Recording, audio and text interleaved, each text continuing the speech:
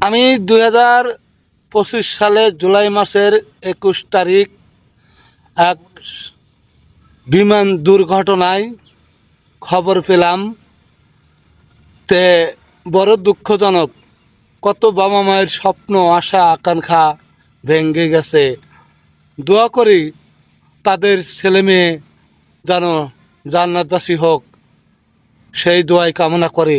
আমাদের প্রাণপ্রিয় দেশবাসী, তাদের জন্য দোয়া কামনা করিবেন, তারা যেন কবরে শান্তিতে থাকতে পারে। এমন দুর্ঘটনা আর কারো কপালে যেন না ঘটে, সেই দোয়াই করে। কত হাজারো মায়ের কোল খালি, কত কষ্ট লাঞ্ছনা তাদের বুকে, তাদের জন্য দোয়া করি। দোয়া ছাড়া আর কিছুই করার নেই। এমন দৃশ্য আরও কোনো বাবা মায়ের যেন দেখতে না হয়, আমি সেই দোয়াই কামনা করি। প্রাণপ্রিয় দেশবাসী, তাদের জন্য সকলেই আমরা দোয়া করিব। এটাই আমার শেষ কথা। আসসালামু আলাইকুম।